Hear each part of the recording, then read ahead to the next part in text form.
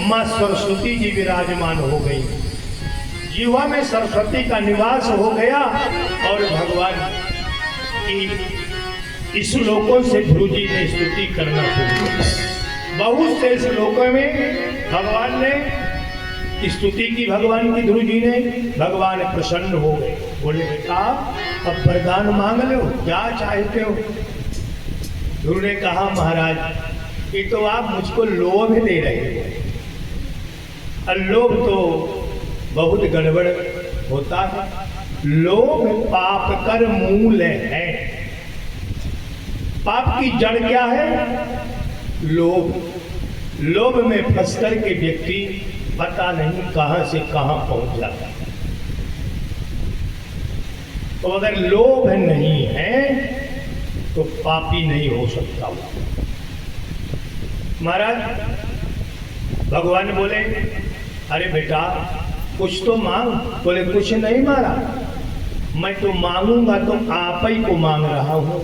प्रभु आपकी मेरे ऊपर सदा कृपा बनी रहे।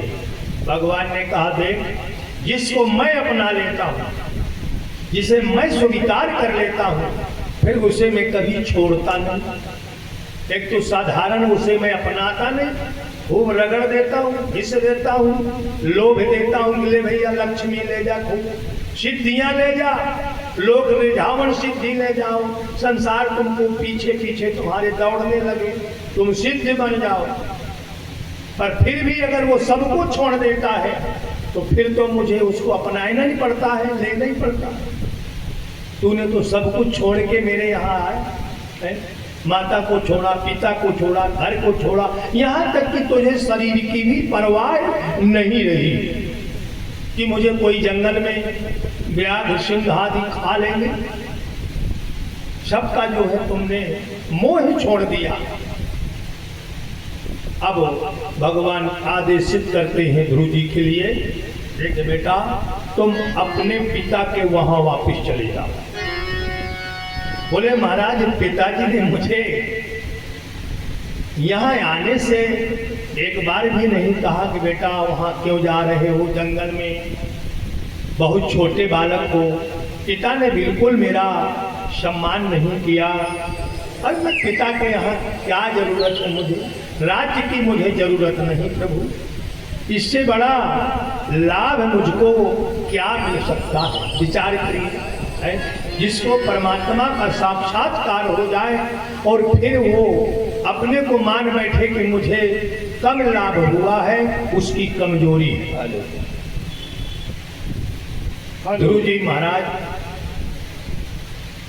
को आदेश दिया भगवान ने, कुछ नहीं। जिस राजा ने, जिस पिता ने तुम्हारा सम्मान नहीं किया ना, जब मैं तुझे सम्मान कर चुका तो तेरा पिता तेरी अगवानी करने आएगा।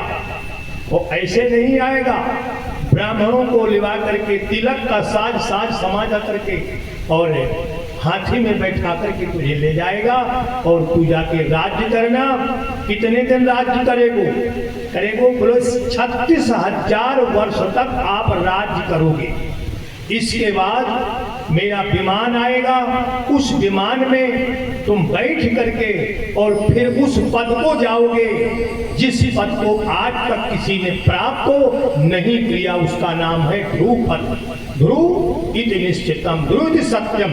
वो कभी जो मिथ्या ना हो, कभी वो स्थान नष्ट ना हो, वो पद में तुझे और सारा शिशुमार चक्र, सूर्य, चंद्रमा, ऋषि, ये सब उसकी परिक्रमा करेंगे तुम्हारी। इस तरह से भगवान ने ध्रुव जी को तपस्या विराम करके और वापस कर दिया। अंत में ध्रुव जी अपने पिता के यहाँ पहुँचते हैं। पिता ने सम्मान किया, तिलक किया और पिता अपने को धिक्कारने लगा।